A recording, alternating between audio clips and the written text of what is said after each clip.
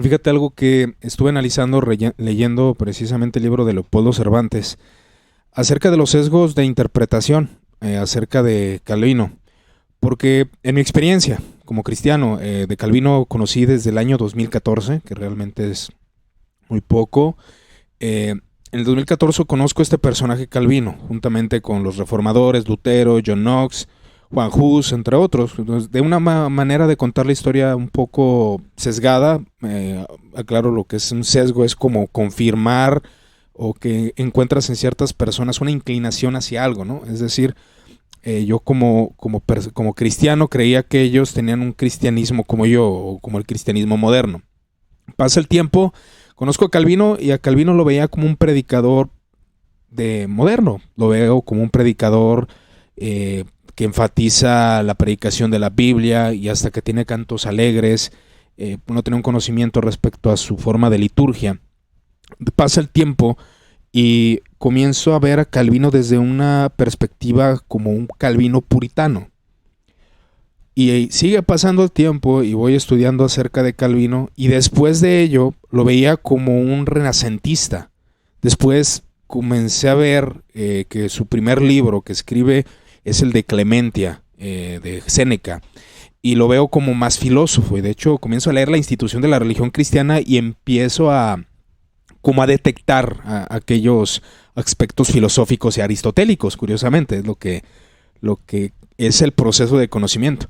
Después de esto, y es el concepto que tengo de Calvino, bueno, lo veo como reformador, pero lo veo desde un punto de vista más místico y más entre renacentista, un poco místico, no dejó la parte del misterio jamás, eso me refiero con místico, y también pues lo vi más escolástico, como podemos ver a San Bernardo de Claraval, a San Anselmo de Canterbury, que eran muy dados a la especulación teológica y pues a conclusiones bastante elevadas desde un aspecto filosófico, ¿no?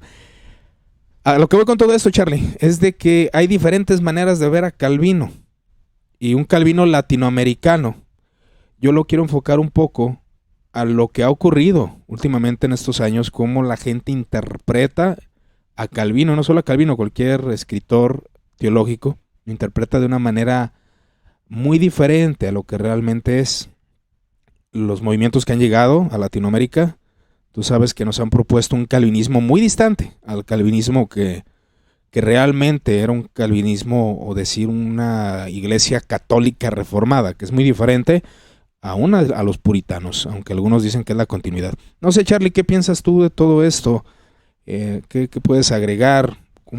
¿Qué opinas en cuanto a las interpretaciones que se le ha dado Calvino en Latinoamérica y aún en Estados Unidos, que es el filtro que realmente nos ha traído la visión pues americana de un europeo francés, de un latino que no tiene nada que ver con la cultura americana, ¿no? Pero, ¿qué opinas de todo esto, Charlie?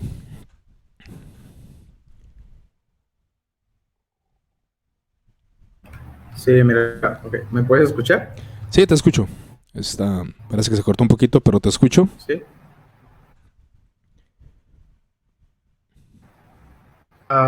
Yo creo que ah, todo, todo un calvinismo americano. ¿Sí? Cuando fue el boom, ¿no? Del neocalvinismo y del movimiento neopuritano. Fíjate, yo me acerqué a lo que viene siendo el calvinismo en cuanto a la soteriología, ah, como como en el 2014-2015, es cuando Exacto. yo tuve mi acercamiento. Pero fíjate que yo conocí de este movimiento gracias, gracias al pastor Chuy Olivares. Sí, ¿Por qué? Porque él tiene un a escuchar esa serie, pero para los reformadores, porque a mí me gustaban mucho las biografías. Entonces dije, oye, pues, ¿quién es este tal Juan Calvino con este apellido tan extraño o estos nombres tan extraños sí. que se hacían llamar como Juan Calvino? Ujú. Y dije, bueno, vamos a ver. empecé a indagar y en una ocasión cuando con unos amigos estábamos recordando la Reforma Protestante, me dijo un amigo, oye, ¿qué te parece si indagas sobre el tulip? Así me dijo, el tulip. Claro. Ay, el tulip. Digo, sí, sí, búscalo.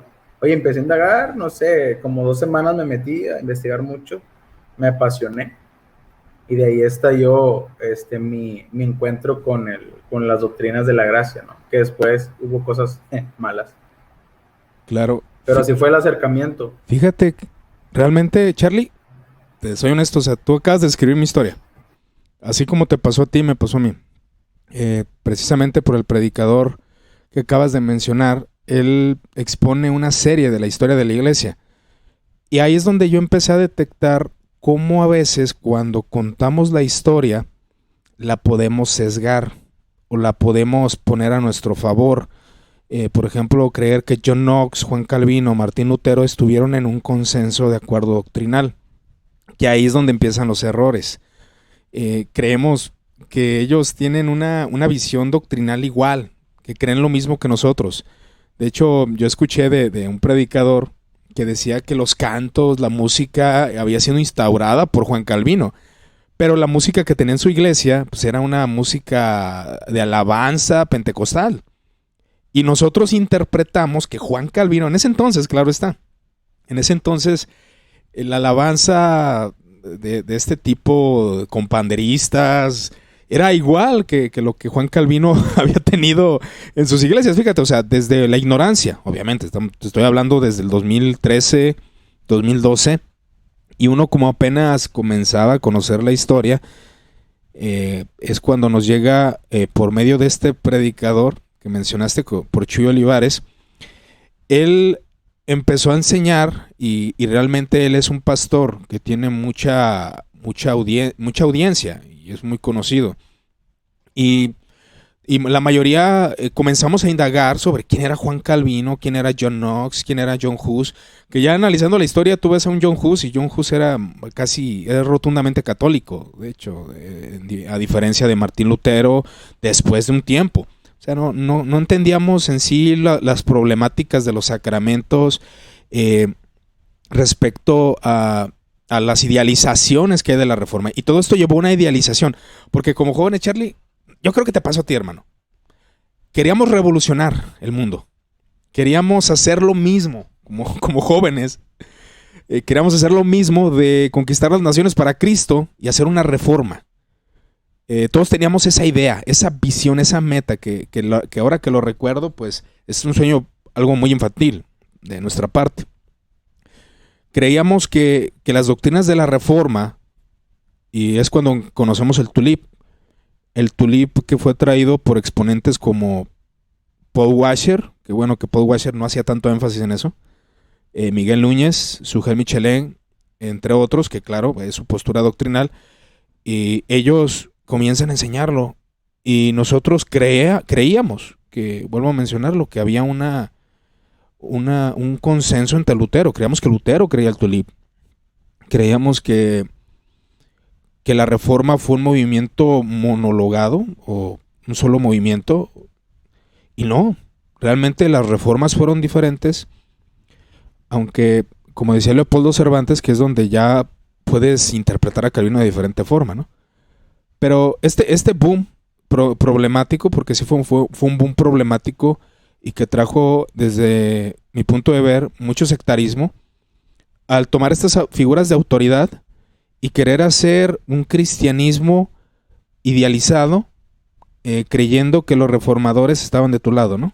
Yo creo que ese es uno de los problemas que se trajo, ¿no crees, Charlie? ¿O tú cómo lo ves desde tu perspectiva? Y de hecho dañó mucho a las iglesias, bro.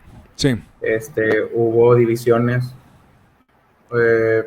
lejos. ¿Pero por qué? Porque hay una frase que de hecho en aquel entonces me aterrizó la realidad de Sujel Michelén y decía algo así: las doctrinas de la gracia hay que enseñarlas con gracia.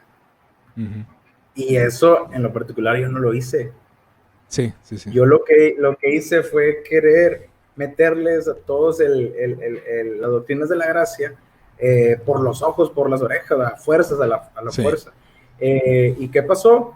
En mi caso, gracias a Dios, pues no causé división en ninguna iglesia, pero sí me gané enemigos por hacer eso. ¿Por qué? Porque sinceramente yo sí compartí las doctrinas de la gracia con mucha altivez, con mucho orgullo en mi corazón. Se me olvidó, ¿verdad? Se me olvidó realmente la importancia, que eso no era lo fundamental, pero a fuerzas queríamos hacer, ¿no? Recuerdo también que un amigo y yo, cuando adoptamos las doctrinas de la gracia, fuimos a hablar con el pastor de la primera iglesia donde yo me congregué.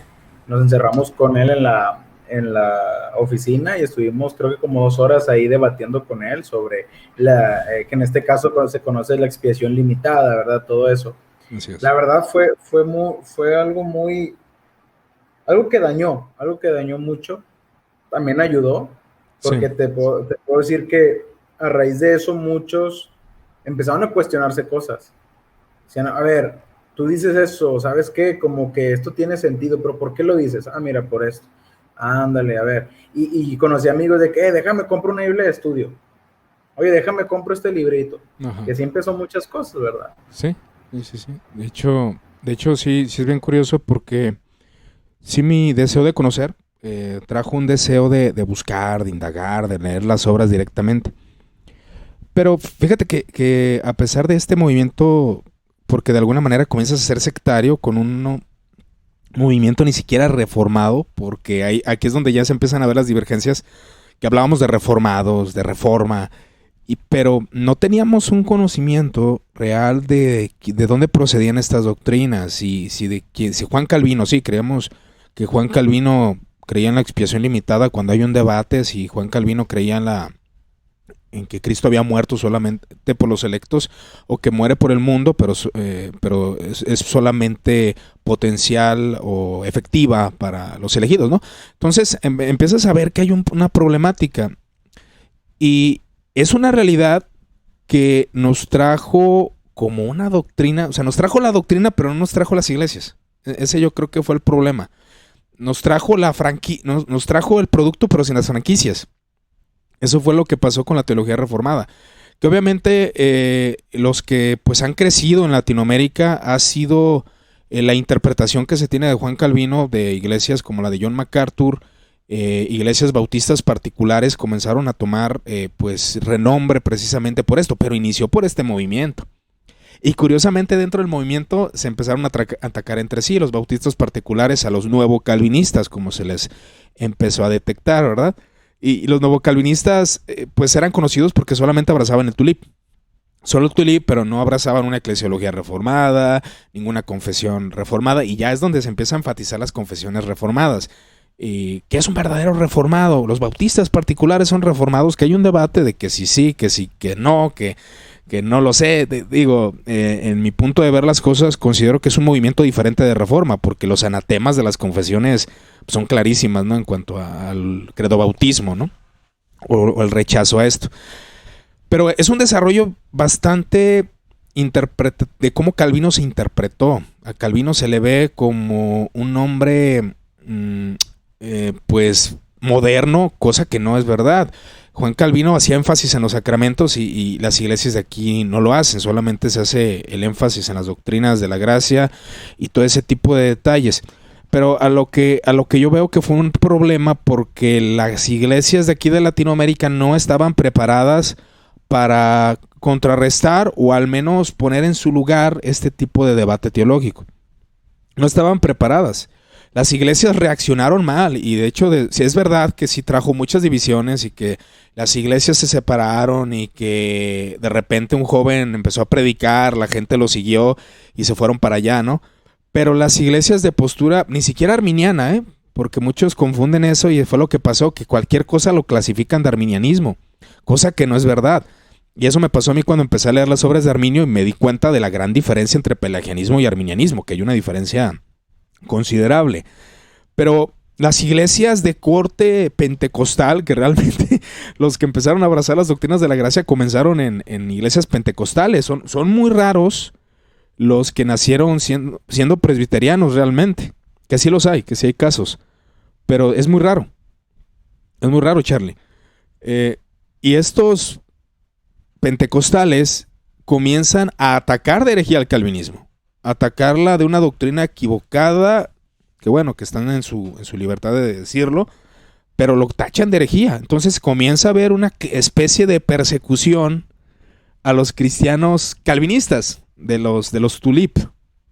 Pero te digo, o sea, lo más curioso es de que como que eso le dio sabor al movimiento, porque se sentían perseguidos, se sentían únicos y diferentes, y pues eso creó que empezaran a hacer movimientos, que lo cual, pues en algunas situaciones ha traído una problemática a muchas iglesias, ¿no?